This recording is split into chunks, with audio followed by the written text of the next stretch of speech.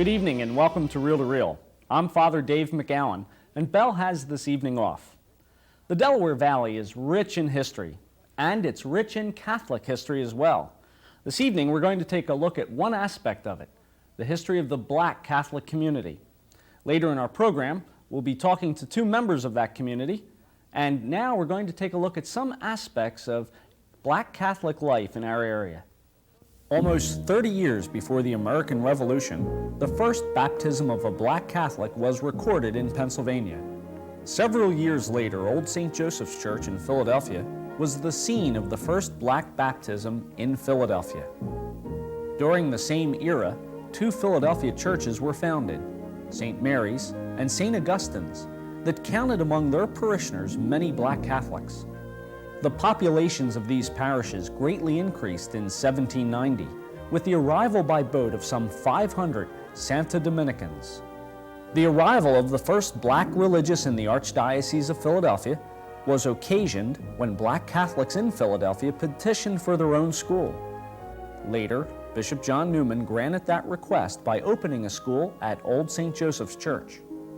The bishop's interest in the Black apostolate and his need for more sisters led him to request Mother Mary Teresa Maxis, a Black sister of the Oblate Sisters of Providence, to come to the Archdiocese and staff a school.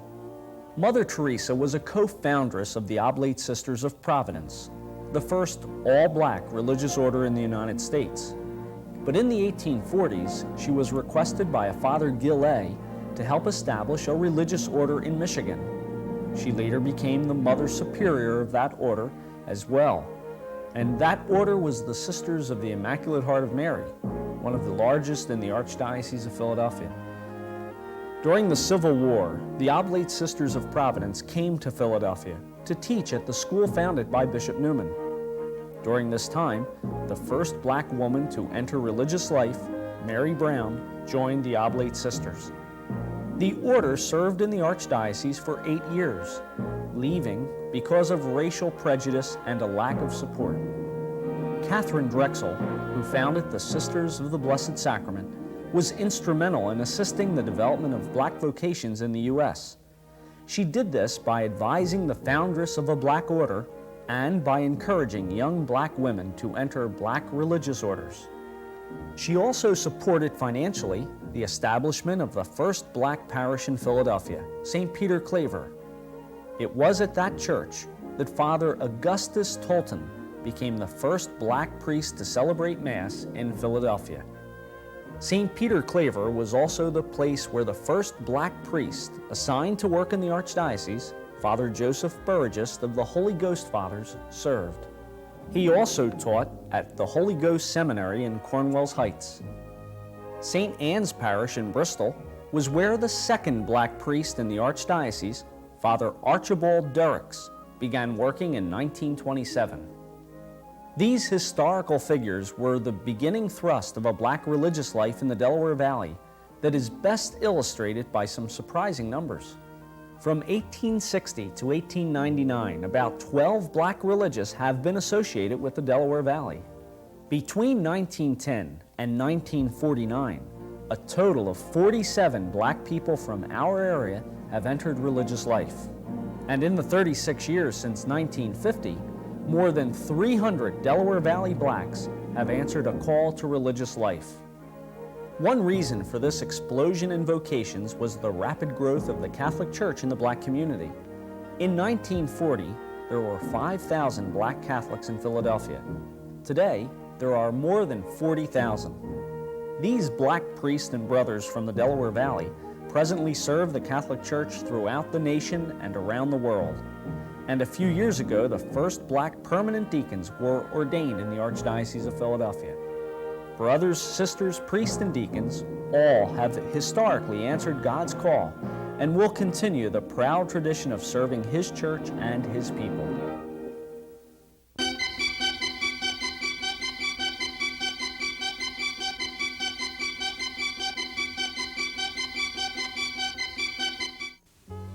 Because you love your family, now is the time to consider the financial advantages of a Donahue pre-arranged funeral.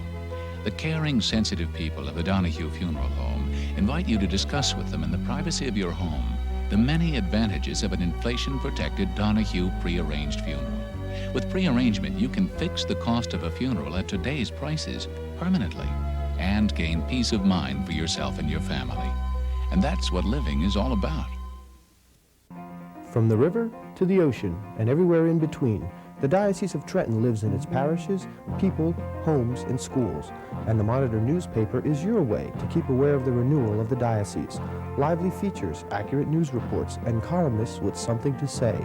Read the Monitor to find out what's happening in your church, from around the world, throughout the diocese, in your parish, from the ocean to the river. To subscribe, call area code 609-586-7400.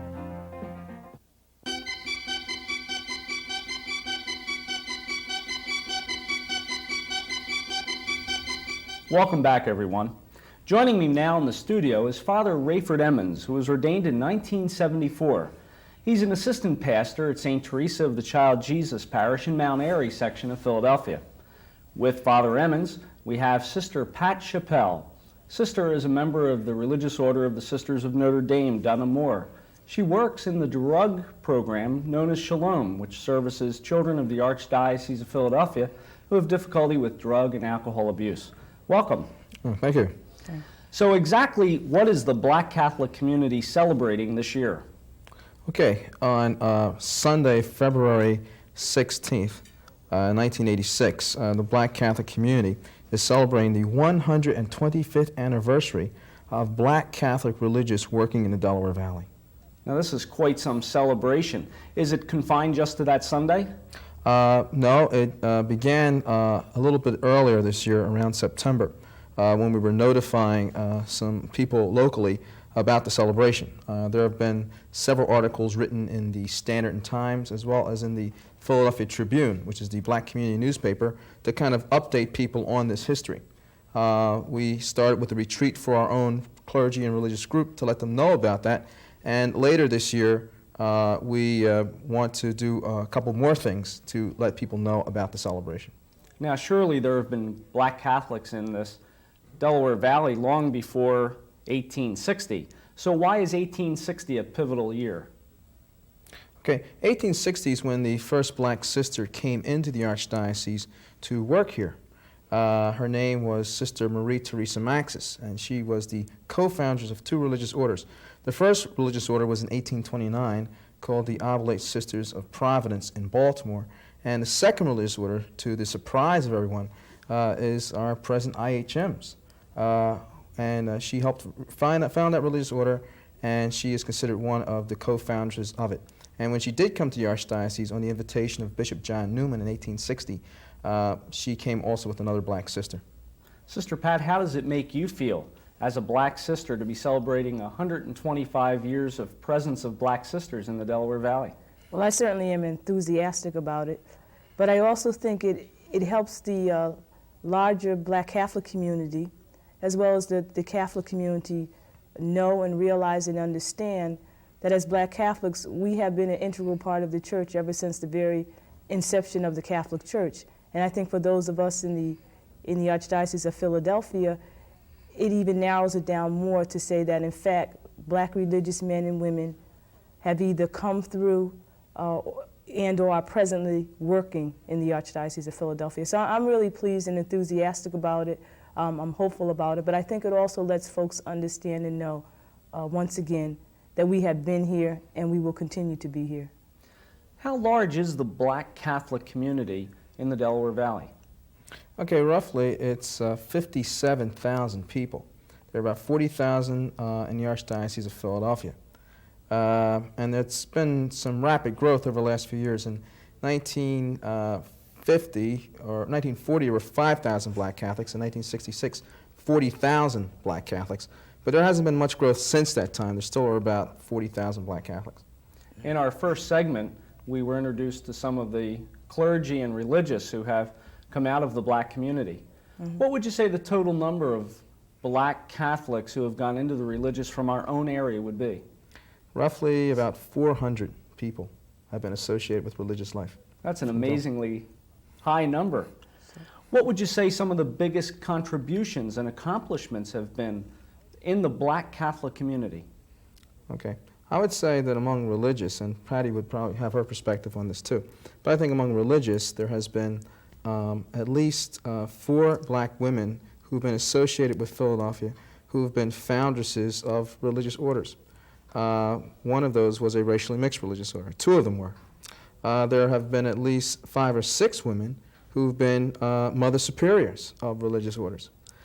Presently, there is one who is a religious superior of the Sisters of the Blessed Sacrament, which works predominantly with the black community, and is the first time historically that has happened. There's another one who works as a mother superior of a religious order, the Most Precious Blood Sisters, located in Shillington. Are there any men who have made their marks from the black community? There was one here in the Archdiocese of Philadelphia, Elmer Powell, who headed up the urban ministry office for a short time called Cordum, and there is one black bishop, Bishop Joseph Francis, who has been involved in Newark Diocese for several years. What we're celebrating is really a historical celebration. How would you say the black Catholic community has changed over the years? Oh, I would say we have changed tremendously. In terms of, I think we're at a point within the black Catholic community that we're able to accept our own ethnicity and not feel ashamed of that, and also to feel that many of our cultural traditions we are bringing to the church, and we feel okay about that. Whereas in the past, we in a sense wanted to not associate with our own cultural things, because many of us came out of the mode that thinking that the church was basically a white Catholic institution. I think over the years and since Vatican II, and with the whole concept of evangelization, we are now at a point of saying it is okay for us to bring our ethnicity, our Afro-American values, and to incorporate that within the Catholic Church. How would you say that the Catholic black community changed before and after the Second Vatican Council? Again, I think in terms of before the Vatican Council, I think we might have felt that we did not feel that the Catholic Church in essence belonged to us. I think since Vatican II, we have learned and we have come to understand that historically we have been a part of the Catholic Church, and therefore we also can own. There's a sense of ownership amongst us as black Catholics in terms of the church. Now, along with that comes the whole concept of making decisions that are going to affect our community and our parishes, and also not financially, parish councils or what have you, and also feeling that, once again, it is okay for us to voice that opinion and to bring our culture to the church. I think another big thing that's evolved is leadership, that blacks feel that it's important to have blacks in leadership positions as pastors, as bishops, as people in making diocesan decisions, on boards, in parish councils, making decisions because they are people who are from and of the community. Is the vocation level among black Catholics giving us the kind of manpower that will enable people to move into these leadership roles? I think there's some interesting statistics I want to throw at you right now. Before 1950, there were probably only about 60 black people entered in religious life. But after 1950, there was between 250 and 300 black people who entered religious life. So I think what's been seen in the last 35 years, people see doors open to them, they see the opportunities there, and they're willing to make the commitment. So at least among priests and religious, that commitment has been there. Maybe Patty can say something about lay I think people. in terms of, there are obstacles, however, and I think we need to be realistic about that, in terms of we still need to have many more black women and men consider the whole concept of religious life. Also, I think there is the whole concept of, as black women and men come forward, what do our seminaries and religious congregations do with them after they have come? I have found that there have been obstacles such as racism. I think racism is very subtle in the 80s, but I think it is definitely there. There's also the concept of financial help in terms of as the women and men come through. Also the whole idea of once they have chosen to be part of that, the support systems that are set up so they can maintain themselves as they continue to go through the seminary or the religious congregations. We're going to take a break right now, but we're going to be coming back in just a few moments and continuing our discussion. We hope you'll stay with us.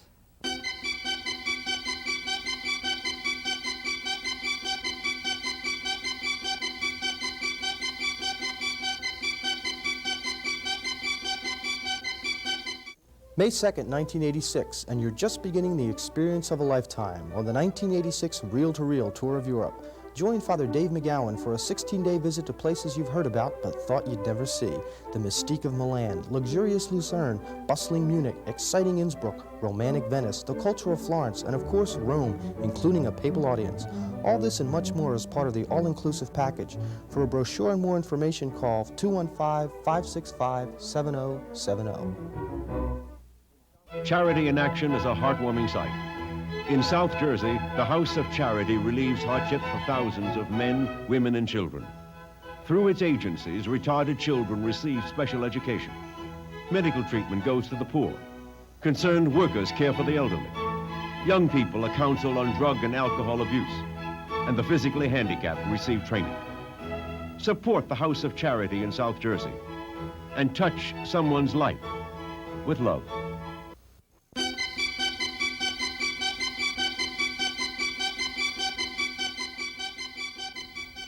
Welcome back. We're back in the studio with Father Rayford Emmons and Sister Patty Chappelle.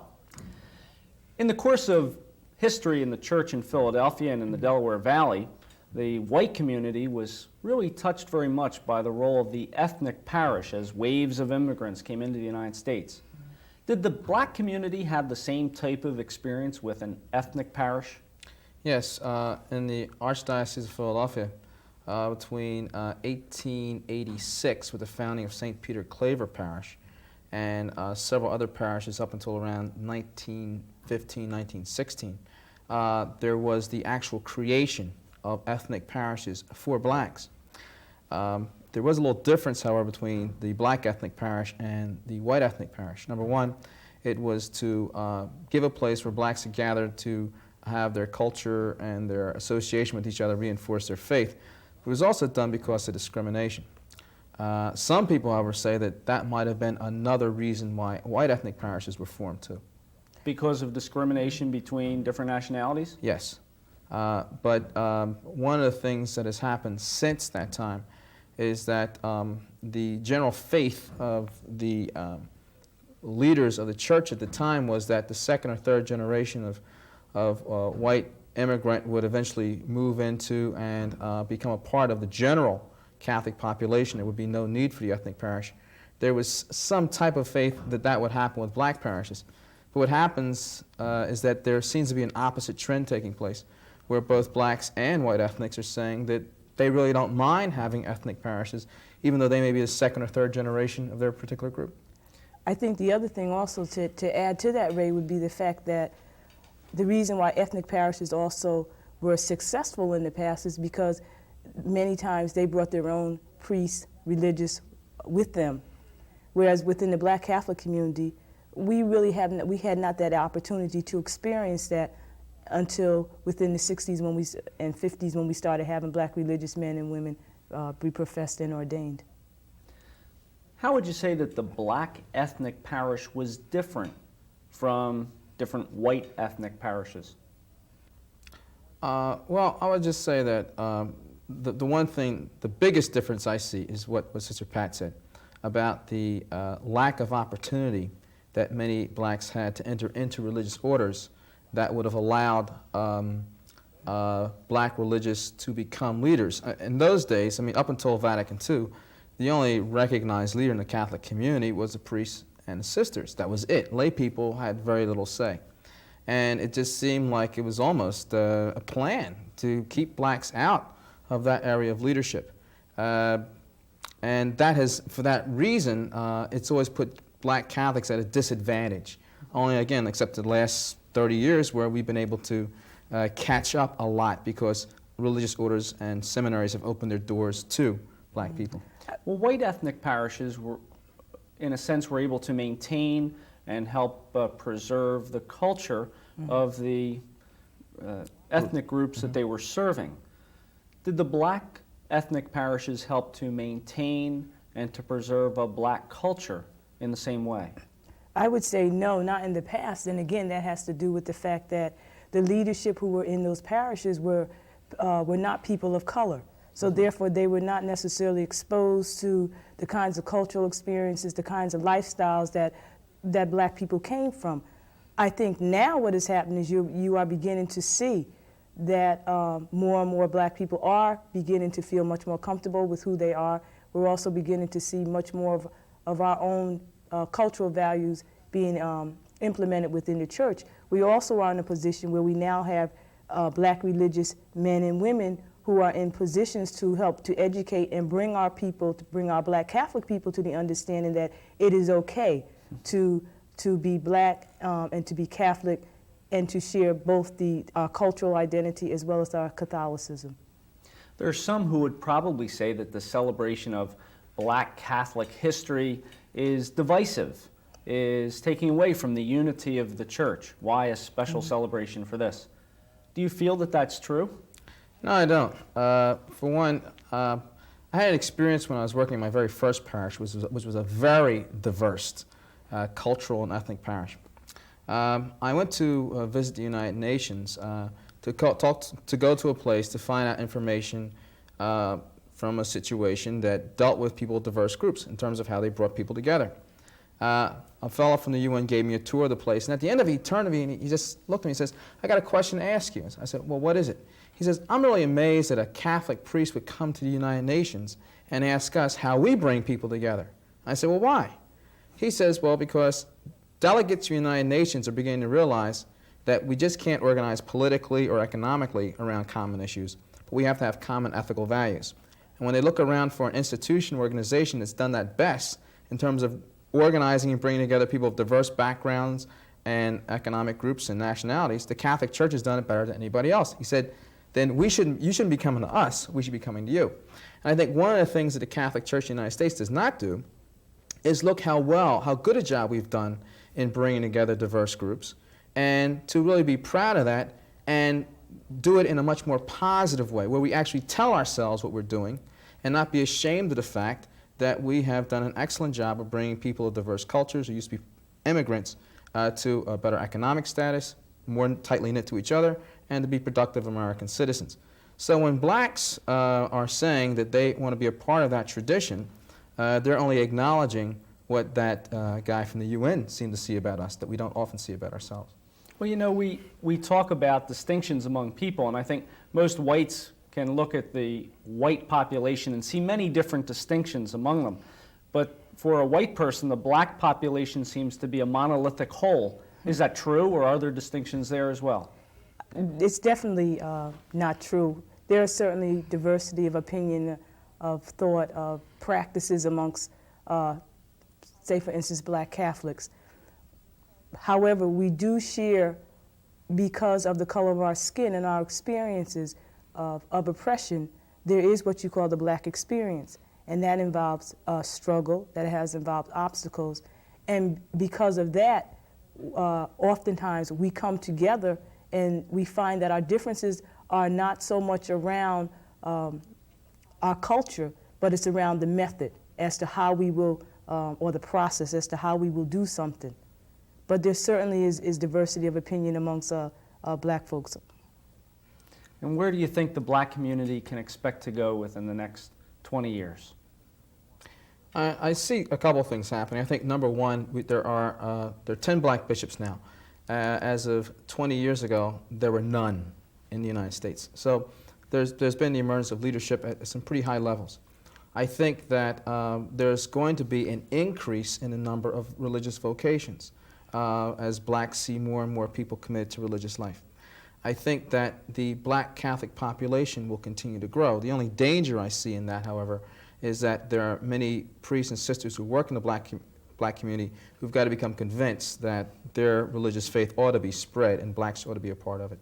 Father Emmons and Sister Patty, I'd like to thank you for being with us, and we hope that you'll be with us next week. Send your comments and suggestions to Reel to Reel, 222 North 17th Street, room 907, Philadelphia, PA 19103. That's 222 North 17th Street, room 907, Philadelphia, PA 19103. Or call us during business hours at area code 215-668-9842. That's area code 215-668-9842. Again, I'd like to thank our guest and thank you for being with us. Good night, and remember, Jesus is Lord.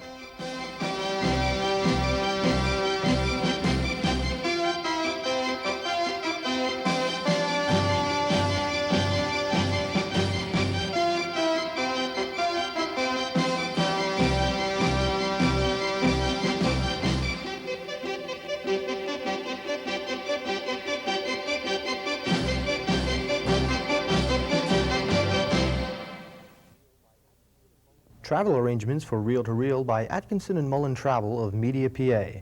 Phone area 215-565-7070.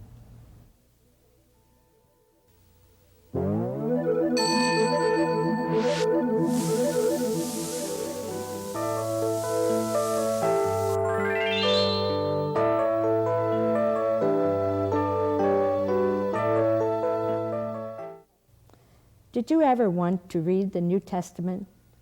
Even better, did you want to pray the Scriptures? Many Catholics would like to do that on a daily basis. That is why Monsignor Vincent Walsh wrote the book Kingdom at Hand and the Spirit of Jesus. They will help you to read and to pray the Scriptures. To order, just call area code 215-668-HOPE.